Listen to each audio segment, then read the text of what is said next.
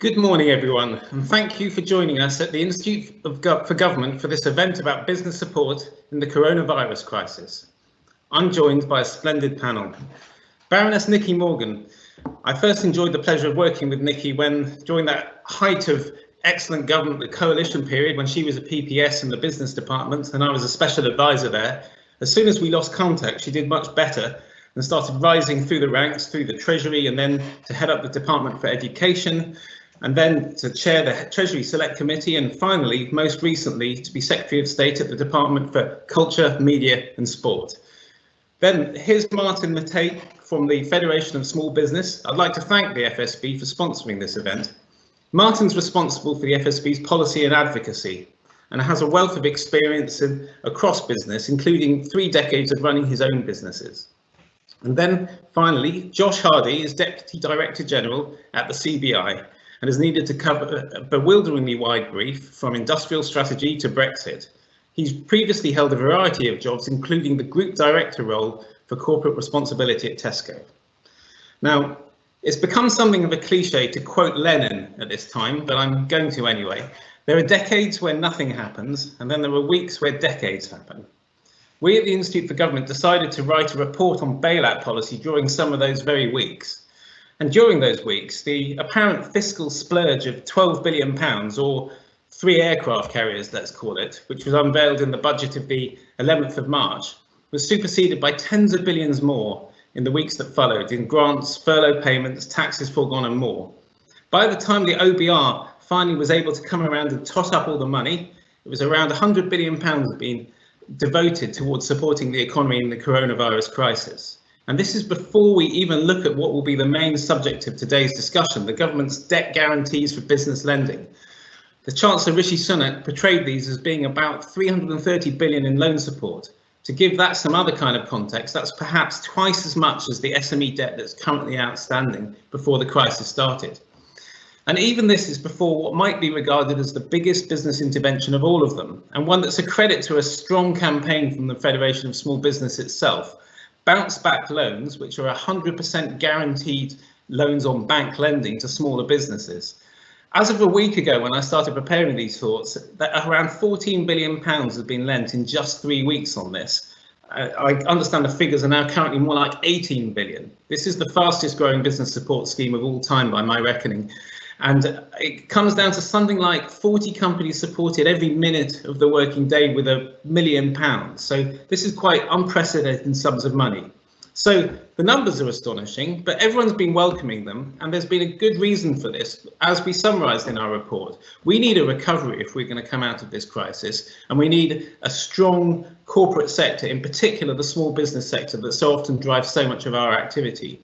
And so we need to safeguard that vital commercial capital. But whatever it takes, as the Chancellor said, cannot become no questions asked. And it's for that reason that we have this event to ask some of the questions. Conditions are going to change, and so must policy, often at the same bewildering rate as when we went into this. So if the point is to restore normal times, when will normal rules come back? Normally, we worry about impeding the workings of the market with government spending. Normally, when money is tight, we worry about where it's going to go and where it can make the most difference. Money is going to become incredibly tight for the Chancellor. So we're here to debate the next phase of this crisis. What can be done to make the current interventions more effective? How should the interventions change as economic conditions become more normal? Given that the crisis has uneven sectoral impacts, should interventions reflect that, treat each sector differently?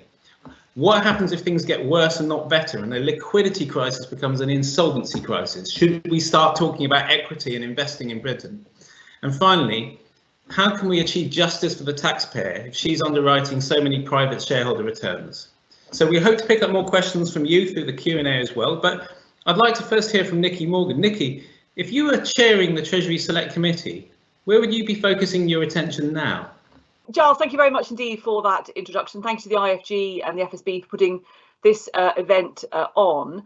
I mean, look, I think if I were in the Treasury Select Committee now, I'd be doing what Mel Strider's done. I think the first role I always felt with the Select Committee was flushing out immediate problems. And I think we all know that the government support, as you said, has been unprecedented. And that's a word that we keep using for this whole situation and the response. I think you mentioned the fact that we worked together almost 10 years ago. Gosh, those days in coalition seem pretty simple now. But, it was hard work turning the economy round. And we were dealing then with a significant national debt and deficit that had to be paid off, and the deficit had to be narrowed. And good progress has been made. And, that was what you would have expected a Conservative Chancellor, Rishi Sunak, to be focusing on in the next few years. Of course, things look rather different now. We all understand why the debt has gone up so significantly. But as I say, I think the Select Committee, the first thing was to flush out immediate problems. And one of the immediate, I say problem, but I think challenges was the banks getting the money to businesses as quickly as possible. And we know, and I'm sure that Martin will talk about this, the FSB and other organisations, CBI as well, obviously, were busy pointing out to the Treasury and to the banks where money was not flowing. I was one of those people calling for fintech companies to be amongst those who were accredited more quickly as lenders by the British Business Bank. I think the overall thing, though, has been, and we've all been, seeing government up close, the speed and pace at which officials have responded to this has been quite extraordinary. And I think people should feel very proud about that, in spite of obviously teething problems. The fact that tens of thousands of companies on that first day when the furlough scheme opened, went through the HMRC website process, and that website did not fall over. Those involved in government IT projects know that that is not always the story on the first day of new website launches. So, those have been significant wins. So flushing out the problems. And then I think the next thing that the Select Committee would be is asking about the future, which is really what we're looking at and thinking about today. Because I think initially we all thought there's got to be a bridge. And I remember listening to somebody senior from the FCA saying this at the sort of beginning of April. We're going to try and bridge from March through till June, July, whenever we thought we might get back to some sort of normality. We now know that actually we're not going back to where we were in February, March.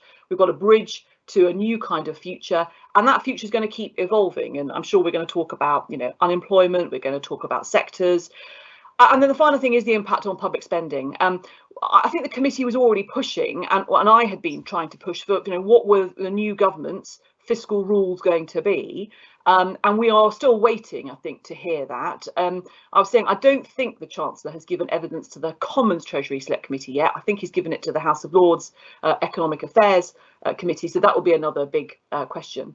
I think just a couple of other thoughts on what we're going to be discussing today. I think the government, the balance between the needs of business and the needs of taxpayers, at the end of the day, it's all intertwined. We need successful businesses and people who are employed to pay their taxes, to pay for the essential public services, particularly health, that we have seen. And I think to provide sufficient funds to reform social care, which has now become, it was pressing already, it's absolutely imperative now that is a part of public policy that is looked at very, very swiftly to see how that's working. I think in terms of working with business as it tries to restart. I mean, Giles, you mentioned different sectors. I personally think there is going to have to be some differentiation between sectors, particularly those sectors that, because of the rules on social distancing, simply cannot open. I think we will have to draw a distinction between, and we know that there are many businesses, not been ideal, but it's possible to work from home, possible to be productive, but there are others. And so my former job as culture secretary, it's devastating to see theatres and music venues, not being able to reopen. The news from the festival hall this week that they might not be able to open until next spring. And that's we need to keep that going. Frankly, I think what this crisis has shown is that social contact is very important. I think many of the arts and culture venues have done great work in trying to get their stuff online so people can enjoy it. And we need that part of life to flourish again in our country. We need organisations like the National Trust to be opening so that people can get out, have a reason to get out and start to acclimatise again. Our high streets, I don't know what's going to happen. There will be gaps. There'll be shops that just don't, businesses that just don't open.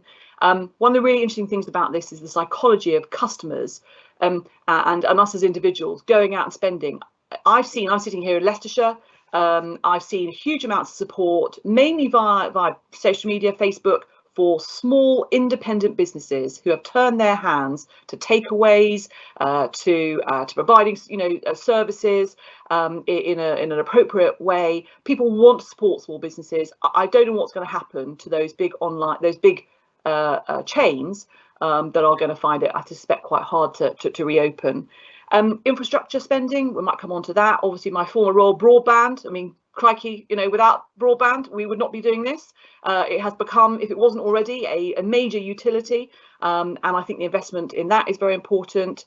I think just finally, employee flexibility. There are some employees who won't be able to return to work for whatever reason. Childcare, having to continue to shield. So I think that's going to be a challenge for employers. There may be people that they're relying on to come back who won't be able to do so. And we were discussing before about whether there's more flexibility in the way people work.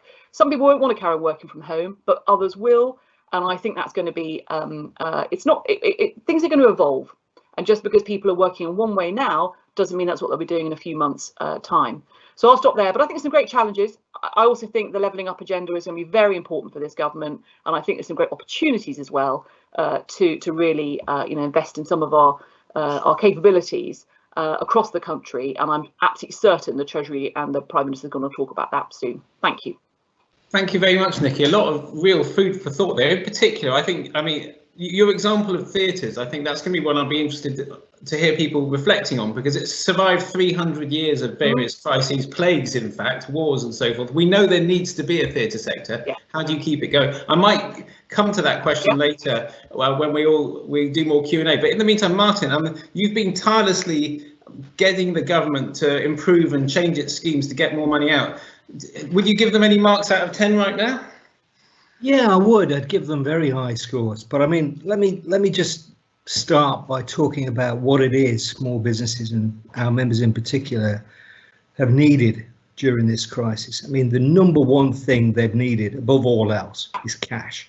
I mean, if you went back, say, 6 weeks ago, there was 30% of businesses by most survey records were about to run out of cash by the end of April. And there was real worries that Siebels was starting to sort of fur up. They weren't getting their funds out, and there was a really big chance that lots of decent, profitable businesses were going to go down. The second thing I think most people would say in business is they need good advice. Safe working is something that they virtually nobody has got any practical experience. There's probably a lot that can be learnt from some of the bigger retailers, but safe working advice I think is important. We're now going into sort of test and trace regime where we'll need good advice on how that will work in practice. One of the other things that comes home over and over again is that the core enablers with business, transport and schools, they're absolutely critical. They're probably more important than any other factor in how we will get this businesses back up and running. There is another factor as well. There are a lot of business owners that are starting to wobble about what the future will look like, and I think in the next few weeks the government will need to boost the confidence of those business owners that they have got a future. There is a long-term prospect of a decent bounce back. I mean, in a recent survey we did of nearly 6,000 businesses, 15% of them said they were going to close when this crisis was over. So that if that number sustains, then we are in for a really big problem in the back end of this year. And then looking a bit further forward, a lot of them have borrowed money because they simply think, well, there's no choice. They're on life support. They have to get money into the business. But they've loaded their businesses up with debt, and they now know that they're going to have to do something to try and recover their balance sheets in the future.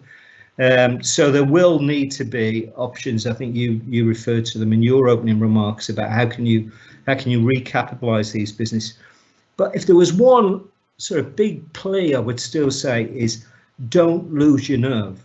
They are asking government to keep a sustained progress. Don't wobble halfway through this process now. It is working, so just keep it going. I mean, you asked me what I thought of the government's response. I mean, I've got to say it's astonishingly good. You'd have to give them probably the 8 out of 10 based on current performance.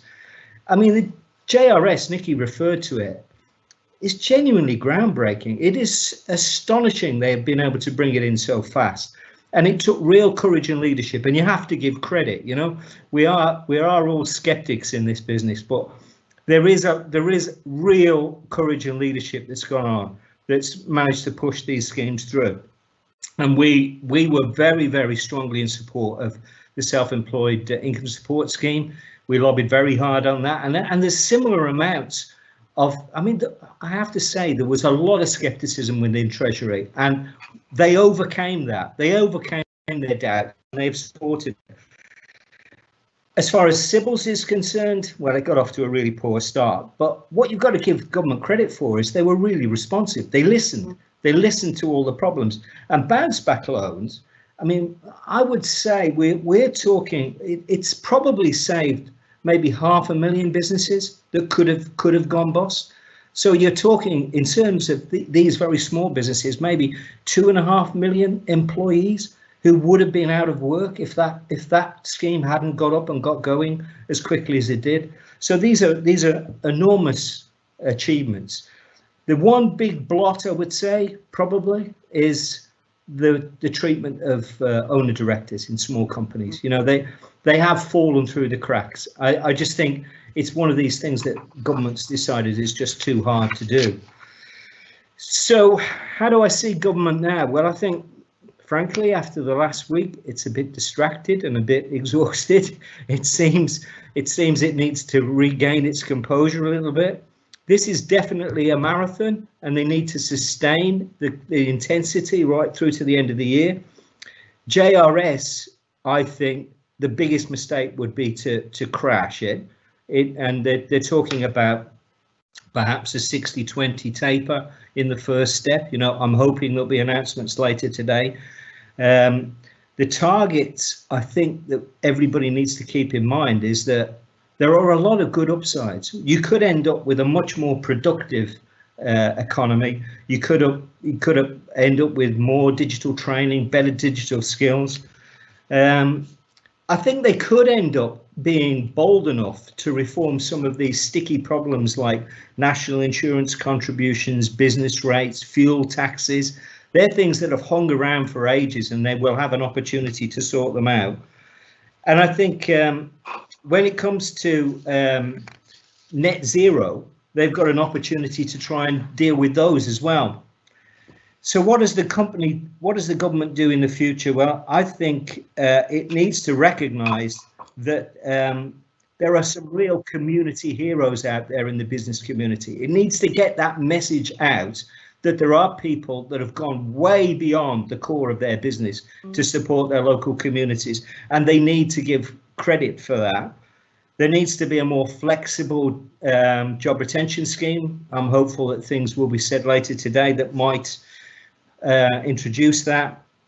As far as self-employment income support scheme, I think there's good signs that they're not going to lose their nerves on that, and they're going to be a tapered extension of it. I would say that they need to encourage bigger businesses, a lot of Josh's members, to concentrate on supply chain support. There were some really good steps in the early stages, and I think the government can do a lot to use its influence to get that going again.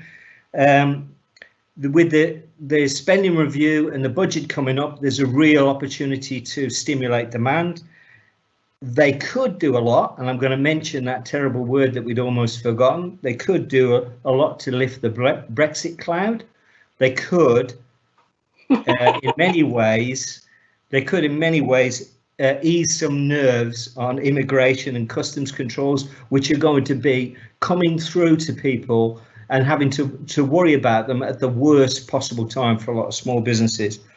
And I would like to see something akin to a student loan company being used to deal with the debts that overhang this this debt crisis that we will have generated. So there are a few thoughts for the future. Martin, that's phenomenal. We were joking amongst ourselves before the event began about the importance of keeping the weekends sacrosanct. I think you've basically ruined the Treasury's weekends out to Christmas with that to-do list. So with no further ado, I mean, Josh, have you got anything to add to that long list of things the Treasury needs to be doing? Well, it was a tour de force, wasn't it? And I think, you know, any government that gets 8 out of 10 from Martin is going to be pretty pleased. It's a rare triumph, that. I'll try. I agree with everything Martin said, so I'll just try and find some sort of different perspectives rather than repeating it. I think what struck us at the CBI, let's be honest about it. There were lots of questions about the relationship between business organisations generally, CBI included, and the government back in January.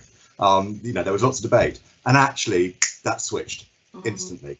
And the government has been very, very good at genuinely wanting to listen to businesses and business organisations. That meant very, very quickly they actually did understand the challenges that so many businesses face, because the challenges have been monstrously complicated. First of all, of course, on staff. Whether that's simply capacity being down because of people self-isolating, or the much, much more complicated question about how you really safeguard staff health in the workplace, how you treat them when they're off. And I think government understood the complexity of that. Demand side, we were talking earlier about car manufacturers, where demand totally disappears, and that, you know, that being an absolute blocker for businesses, but also supply chains being hugely disrupted. So I think it was really important that government actually got the range of issues that business were facing, and then acted fast and really boldly. Martin's talked about civils, about furloughing. I'd also mentioned the guidance that all of us have worked so closely on. I mean, sitting in rooms, in bays, helping government to actually pull together the sort of guidance that genuinely helps firms on the ground rather than shackles them or leaves things too ambiguous. And the feedback from firms on that guidance has actually been really, really positive. And it's helped businesses to get up and running probably more quickly than they otherwise might be. So I think that's been very, very good. Second thing I think deserves recognition is the open admission that a lot of this stuff won't be right first time. Because when you have to move at scale and speed, you're going to make mistakes. And actually being clear about that has really helped us to talk to our members and say the government is still listening, whether that's on introducing the bounce back loans because civils weren't moving fast enough, whether that's on the announcement we'll get today later about flexibility and the job retention scheme, whether that's about the guidance right from the very beginning, because remember the guidance has been in place since lockdown. What we're seeing now is just that it's just the next phase actually changing bit by bit. That's been reassuring for businesses because they know if something's not working for them, the conversation is still open and that can change. And I really hope that engagement and that open mind stays beyond the crisis, because what businesses are thinking about now is what next. Again, we've talked about the specifics on furlough and civils and areas like that, and that totally needs to continue. But it's those big questions about how we build that better. You know, what's the vision? What sort of economy are we trying to build for the next 10, 20 years? Because the decisions we take as we rebuild now actually have a fundamental impact on the way we tackle sustainability, the way we address the levelling up agenda, the way we make sure that work is fair and good. So I think getting that vision together and making sure it's as unifying as possible. So probably the last thing I'll really dwell on is the thing that the government has done well, but is going to be a real challenge, is that unified voice. As throughout lockdown, throughout the stage we're at the moment, and as we look to the future, confidence is absolutely key, because we're going to be living with the virus for a while. It looks like anyway. If employees aren't confident, they won't go back to work. If customers aren't confident, they won't come back and shop or provide their customers to other sectors.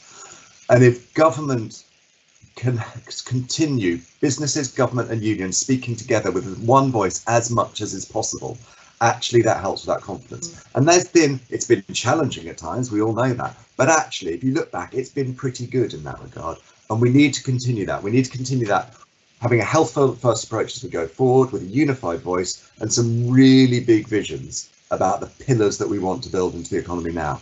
That's the next challenge, and I think that's something that, you know, business absolutely relish getting involved in that, and we hope the government will be as open on that as they have been to the current crisis. That's fantastic, Josh. It's a really interesting reflection that if you read op-eds about the Treasury 3 or 4 months ago, remember February the 13th and the SAJ being thrown out and the sense that the Treasury was beaten down. We've all since been singing the praises of this astonishing department's really quick behaviour, and I would have thought they want to continue it. But in particular, the B word that Martin mentioned, that's the logical next thing they need to continue it with. So it'll be really interesting to see if they can keep getting permission to say we need to work with business on this, because it's in many ways much more complicated than a straightforward collapse in business. But on the subject of the Treasury, before I turn to the audience's questions, I want to ask one of my own, and I've been asked to play the role of the Grinch-like Treasury official that was somehow locked in the cellar for a few weeks while all these schemes worked out, but we know still is there and still needs to be there, in my view, because the deficit's going to be huge. But also, and it's a point I made in my report quite repeatedly, we want an economy that does normal things like bankruptcy, laying people off, hiring them again, all of these normal processes that actually the British economy is really good at and helped us recover in that 2010 recovery. Normally, when companies go bust, the Treasury doesn't say we need to stop that happening. It's because coronavirus is really special, a really big exogenous event. But as we move out of the coronavirus crisis into what you might call more of a normal recession, at what point should we be saying, look, normal processes need to apply, we can't have a government guarantee on everything? I mean, how on earth are they going to make that judgment? Can I ask you first, Josh, and then Martin and Nikki, reverse order? Well, I mean, I think you're absolutely right. It's going to change. What's the role, broadly speaking, of sort of government in situations like this? It's actually to support the market, but to step in where there's market failure. And of course, coronavirus is essentially, the market is not built to cope with something like this. So it's absolutely right that there is unique and unprecedented support, and there has been. We're already starting to see it change. So we will hear later today, I expect, from the Chancellor about, as we've discussed, the changes to the job retention scheme. And one of those fundamental changes that is challenging is that element of an employer contribution. And, you know, what's that designed to do? That's actually designed essentially to push employers to think, are the jobs that we are supporting through furlough, do they actually still exist? And it's that philosophy that good jobs in good businesses that will exist on the other side of this crisis should be protected, because it is cheaper to do that actually than to deal with mass unemployment in the long run. And that's forgetting, obviously, the deep social impact of unemployment. So I think we are starting to see those questions being asked and the schemes evolving. And that's absolutely government's job, to find the right way to intervene in a market failure in order to plot a sustainable path out. But yeah, going into lockdown, blunt, brutal, fast. Coming out, nuanced, really, really difficult. You're going to be, even with furloughing, you're going to be having firms that can't reopen now. So how do we support those? Because if you've got no income coming in, then the idea of making a contribution to support your employees, nice though it may be, is simply not viable. Track and trace, even questions there. What happens if your employees have to self-isolate for a fortnight because of track and trace regime? Do they go on statutory sick pay?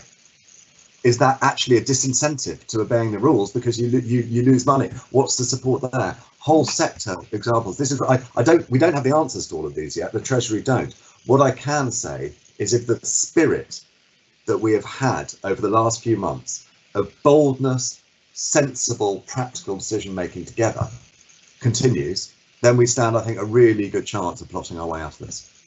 Fantastic. Martin, so how long do you think these 100% guaranteed loans should be part of the government suite? Some people say maybe forever. Where are you on that?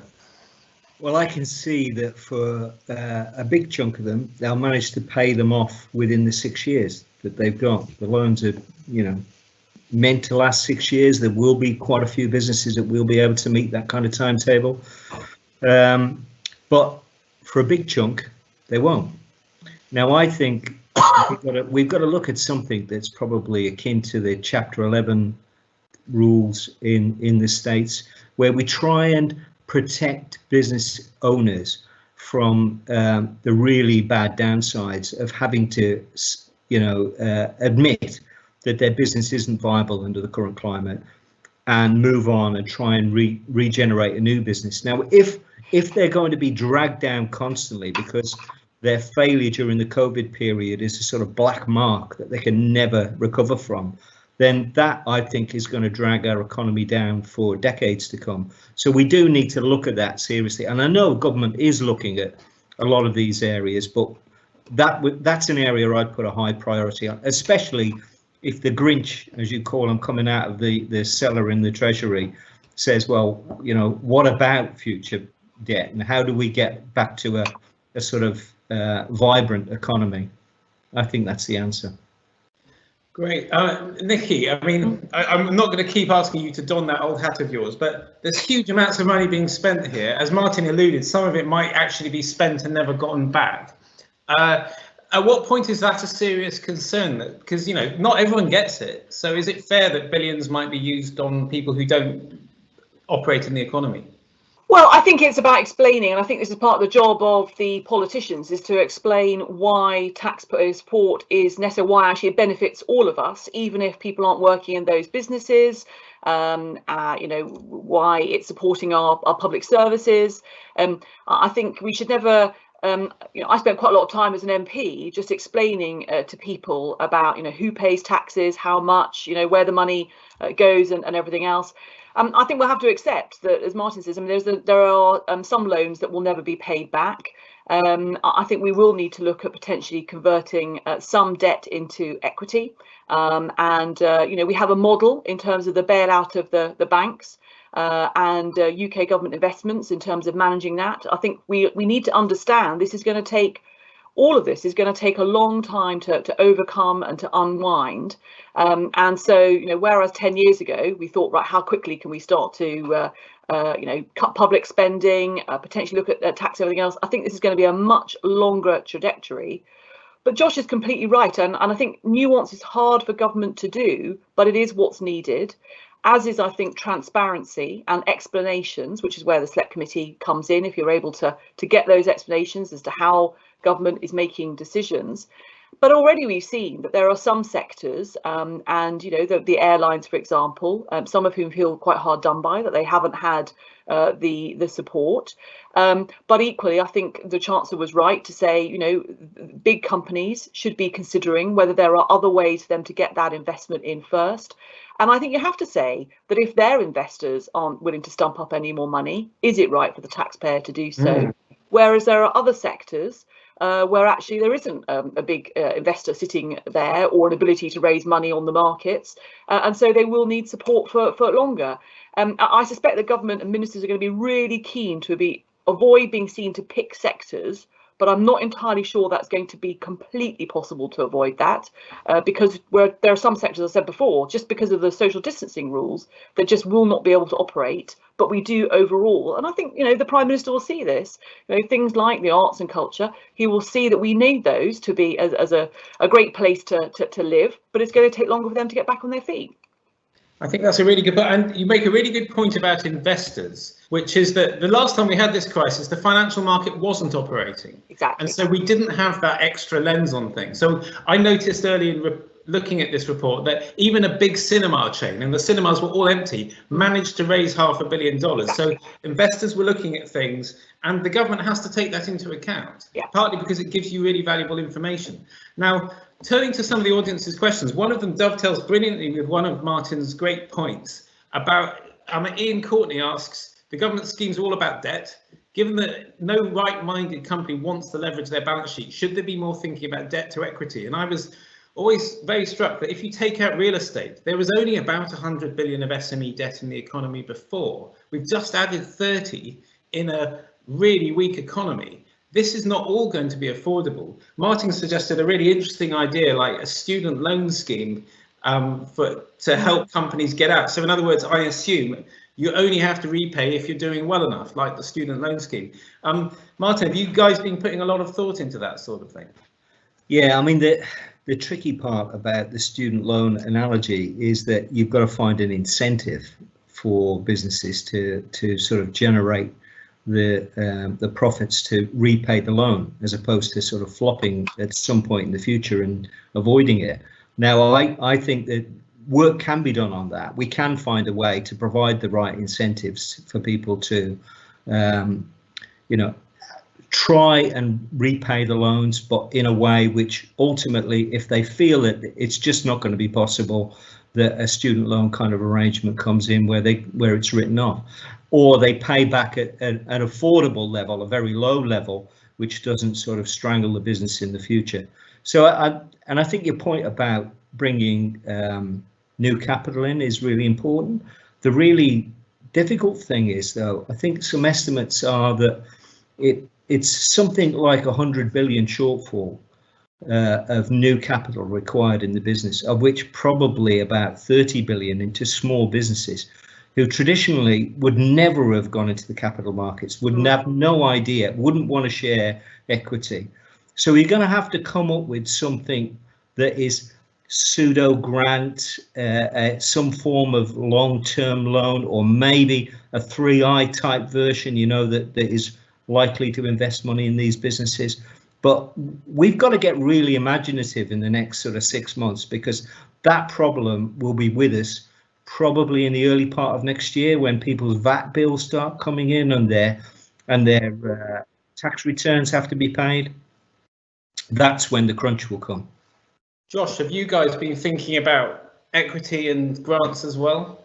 Yeah, I've been doing a lot of work with Martin, and I sort of have to also mention City UK, particularly in terms of equity. I think the FSB are absolutely right that for many particularly smaller businesses, actually giving up equity is absolutely last resort. But we may be in last resort territory for a lot of those businesses as well. And I think what we're seeing is a couple of different parts of thinking emerging from government. One is, I think we had confirmation last week about Project Birch, which is the way in which you can identify and help those strategically important businesses across the economy. And I think that is important. It's been looked at in a very different way now. Of course, you have to factor in thoughts about China, about economic security, and has the virus actually pushed us as a country to think about them in a slightly different way. So I think some very interesting and important work going on there. And then, of course, you've got the almost the sort of thinking about creating a sovereign wealth fund. And what's the role? What's the approach that the UK could take in that, which we've been working with Martin on. So I think no simple answers, but absolutely right that we're asking these questions, looking at how government can support, and it's probably going to need a little bit of a mindset change from some businesses as well. And when you mentioned Project Birch and strategic sectors, and it reflects on something Nikki was talking about earlier with the creative sector, that's one. The next question from the audience, should there be special arrangements with respect to furlough for hospitality, cultural, creative sectors? Nikki, I'm really interested to hear your thoughts on this, because we don't normally think of the creative sector as strategic, but London is so dependent on that. And a lot of people wouldn't want to live in London if there wasn't a theatre or cinema or entertainment sector going on there. So, how would one go about trying to help that sector? Well, I do think that, yes, I think there should be. We'll see obviously today about the announcements on the furloughing scheme. And of course, different institutions are going to be in different financial positions. I think Arts Council have done a great job working with others in trying to support the creative sector. Actually, I haven't got the numbers in front of me, but the creative sector it's a phenomenal. I was at a CBI launch of the creative sector document only in January. The creative sector generates, I think it's more money combined than aerospace, automotive, and I think life sciences. So I think it is strategically important, and it is one of those sectors that puts the UK on the global map. People will visit here, and obviously we know our tourism sector is going to be unfortunately hugely affected. They'll visit for cultural icons and visits as much as anything else. So I think whether you extend the furlough scheme, whether perhaps there is a slower tapering So there's more government support for slightly longer until venues are able to reopen.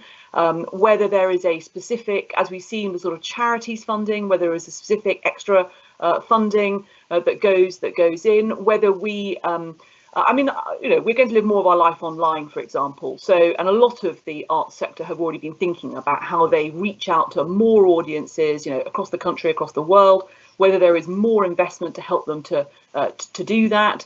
Our TV sector, for example, program making, support for that. I mean, it's interesting what Josh is saying about the guidance, which I have to say, having as a director of a very tiny little company, I read the guidance on shops and retail suite. I thought it was excellent. It was practical. It gave me reassurance that we could do this, what we had to do. So making sure that there is guidance that's kept up to date as to how venues. So it's interesting. In South Korea, for example, the theatres have stayed open. And they have had very specific guidance on audience conduct, obviously on the conduct of performers, social distancing and everything else. So I think the sector, I'm sure it's up for reimagining how it does things, but it's going to need that extra support for a bit longer, I think, before it can reopen. Now, I've displayed one of my standard failings, which is to think too much about London. Partly it's because I'm looking at these beautiful pictures of London and the workplace, but there's a couple of really good questions coming about the regional aspects of support. I'll be interested in hearing your views. In particular, I understand via Twitter as well. So from Tom Forth, who does really good work on regional disposal of government finance, he's asking why we don't yet have data on where the business take-up of these schemes is regionally. Is this deliberate omission or something that the government doesn't particularly want to discuss because it will look rather skewed in a certain direction? But also local enterprise partnerships, the creation of that coalition government while we were there, Mickey. And at the time we did worry that these were very underpowered institutions and they didn't have the ability to dispose of funds like their predecessors, the regional development agencies. Should we be using local eyes on the ground more? Because according to another question on Twitter, they're saying that the picture we're painting is very different from the one that you feel from a local government perspective. So into that mishmash, can I ask first Josh and then Martin on what they think about the local aspect of all this? Yeah, I don't know about the breakdown of figures, but I think what is interesting is you're seeing in some ways a lot of metro mayors actually coming into their own at the moment. The work that they're doing to actually, reach out across the regions and turn essentially what were regional industrial strategies into recovery plans. I think there's a lot of good work going on there. But a couple of thoughts sort of more broadly around it. One is consistency is quite important. So this isn't just about the regions in England, but about the devolved nations as well. I think every business realises that things may happen at different speeds in regions, particularly in terms of restart, because the virus moves at different speeds, but a real call to actually have similar philosophies. Different speed, okay, but let's not have fundamentally different rules, because that makes it very, very hard for businesses to operate. And the second is, separate from the way in which local authorities, etc., have responded to the financial need. As we think about the renewal of the economy, it poses some really interesting questions around devolution. If one of the key dramatic impacts of this crisis, sadly, is likely to be relatively high levels of unemployment, actually, how can devolution, investment in infrastructure, investment in skills, really tied to a vision for that region that complements the vision for the country, drive revitalisation in each area? How does that tie into the Prime Minister's levelling up agenda? So I know it's not quite the focus of the question, but I think the really interesting thing is, what does this do for devolution in the long term? Martin. I mean, we did a big survey on the impact of the government schemes, and we do have local and regional variations, but the one thing that seems always to come out of these is a sort of anti-London sort of narrative, which I don't think we're on about trying to set the rest of the country against London or make constant comparisons with London or assume London is doing somehow better than anybody else. I mean, I live in the northeast of England. I'm more acutely aware than anybody of the differences that can exist about investment. But I think the most important thing is that we recognise that there will be different needs, and I acknowledge what Josh is saying, that there should be subtleties in the way in which we approach it, and that government, central government, should reflect the kind of advice they're getting from metro mayors and LEPs. The one area that I would caution against is if LEPs become the vehicle for providing a lot of this funding. If I happen to live in Greater Manchester, I've got this enormous LEP, brilliantly funded, loads of people. Some of the LEPs are tiny with virtually no support, and it would be a complete lottery. That it would just mean that if I happen to be in the wrong part of the country, I could be ill served by that, and I think that would be a big mistake. Right. There's a couple of other interesting questions moving us in a sector. I mean, well, one of them, they're both long-term questions. So I'm going to group them both together as a long-term. Albert Wright asks, he asserts that aviation should look after itself, but aviation is a very large sector, so we might want to unpack that. Should it be the same for motor industries, electric cars? And this has me putting on my industrial strategy hat, which is what I wore under Vince and Theresa May. Sometimes a sector has the kind of long-term cycle that you can't just say, you can fall over and you'll pick yourself up again. There's long-term investments that you lose and you lose forever. So I think we've discussed creative as a potential one. If we didn't have a theatre industry for a year, or would we have one in 2 or 3 years' time?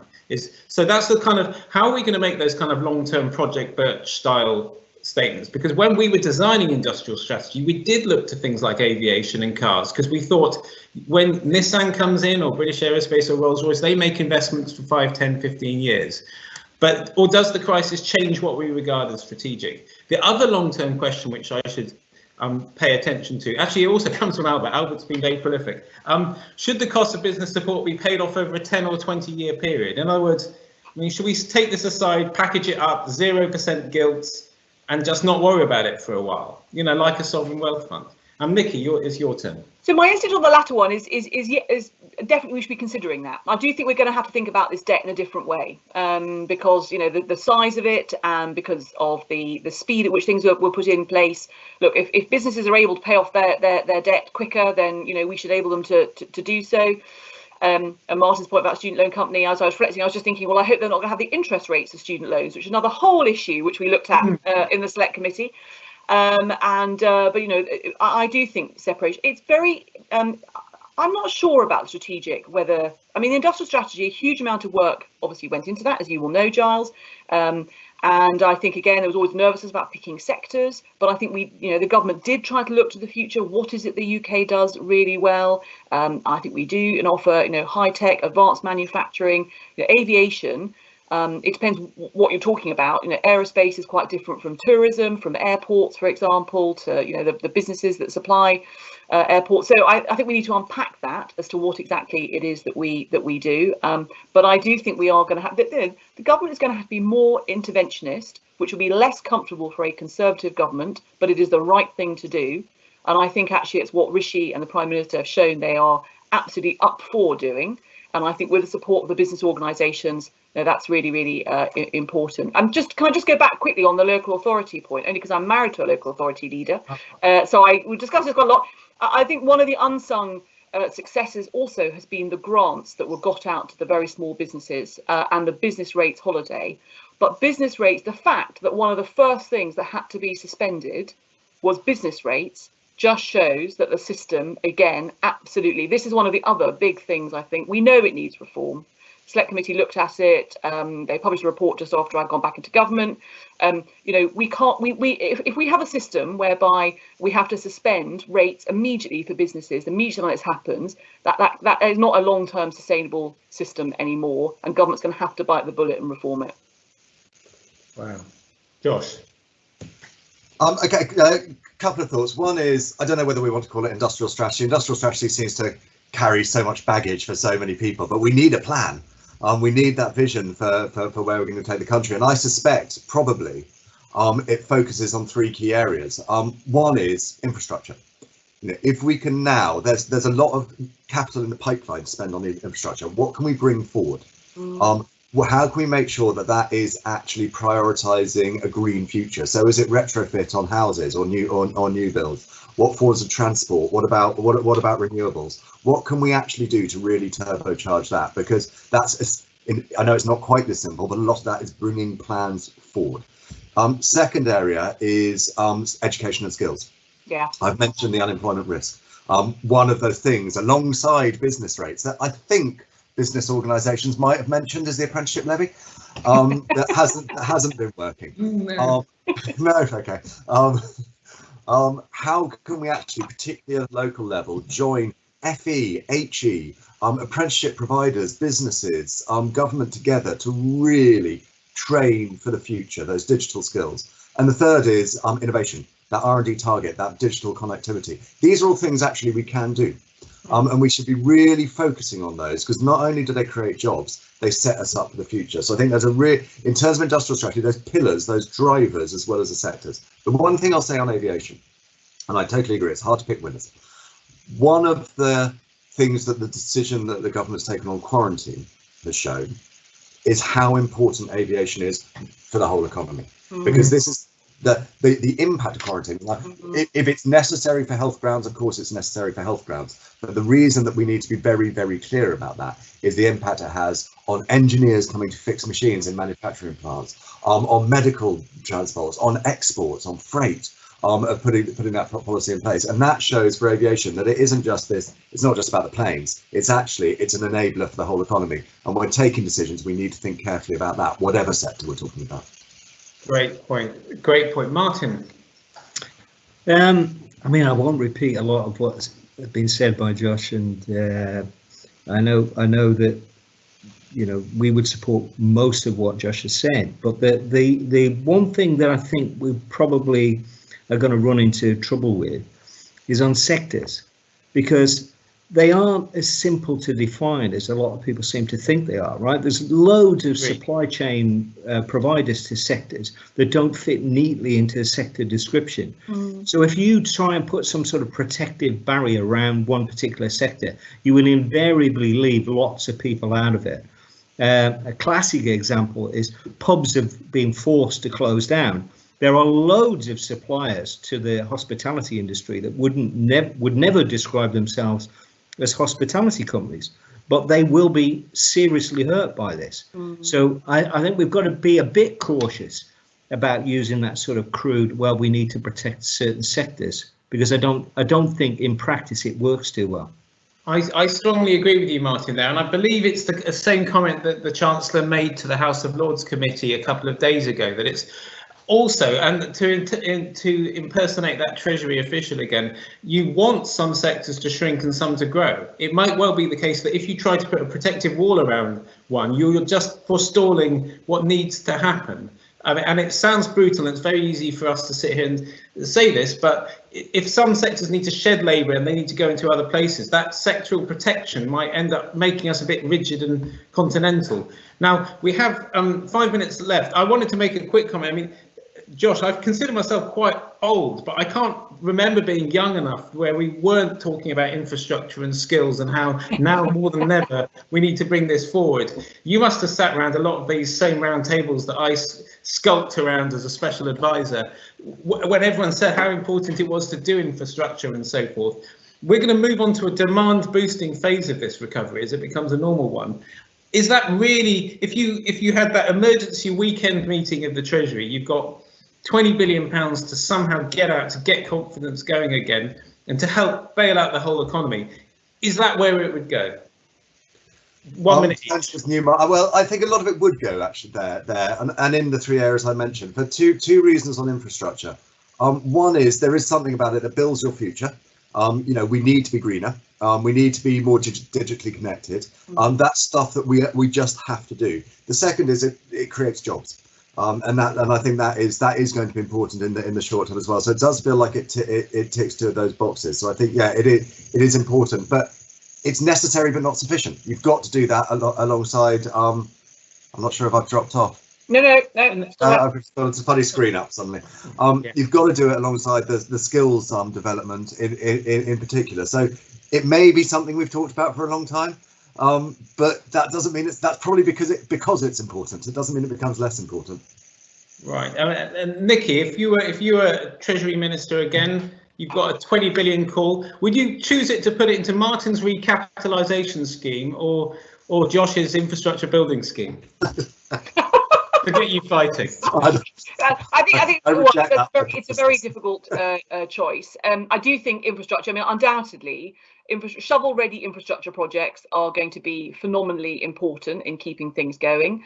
And I would certainly argue for digital connectivity. But I also think in terms of, I mean, we have an immediate, in terms of skills, you're right, we talk about this a lot, but we do have an immediate cohort of school leavers and graduates coming out of universities this summer. And I think a scheme to support them, many of whom have unfortunately been told that the jobs or whatever they were planning on doing is not going to go ahead in the same form. I think if we were able to persuade businesses, so perhaps rather than capitalising them, persuade businesses that with support from the government, could they take those people on so that they begin to build up their work experience and skills and everything else, I think that would be, and I think for a government to do that for our young people, a particular cohort, you know, you've got a very defined cohort, would be a significant boost. Marta, I mean, that's reminded me, the phrase, remember the phrase NEET, not in employment, education or training? We thought we didn't have to use that again after the great growth in employment and attendance. Martin, is that something you worry about, people cut off from the labour market? Yeah, I do. And, you know, I sit on the Low Pay Commission as one of their commissioners, business commissioners, and it's clear that the scarring of young people who go through a period of unemployment and can't get back into work is really serious. And there could be, as Nikki points out, it could be a whole group of people coming out of university, coming out of colleges that just simply can't find work. And we are going to run into really long-term problems if we don't address that. When it comes to the 20 billion, apart from spending it on my pet scheme in the student loan arrangement, but I think we're now shifting the balance away from maybe physical transport more towards digital infrastructure, because it clearly, you know, this demonstrates it. We are going to be much more dependent on digital infrastructure in the coming years, and I think that obviously has to take the priority. I think that's a really good point to finish on, in fact, that if we ever, God help us, have to get into this sort of situation again, I don't think any part of the public would forgive the government not enabling it to have the infrastructure you need to be at home and indeed enjoying more Institute for Government events like this. They'll be furious. I can't imagine the anger. So with that, can I thank you all? I'd like to thank the Federation of Small Business particularly for support of this scheme. Baroness Nikki Morgan, great having you here. I hope we get to see you again soon. You too, Josh, really fantastic thoughts there. Martin, thank you so much for turning up with all those ideas. We're going to go around and try and work on how to work them up now. But thank you everyone for watching, and look forward to seeing you again sometime.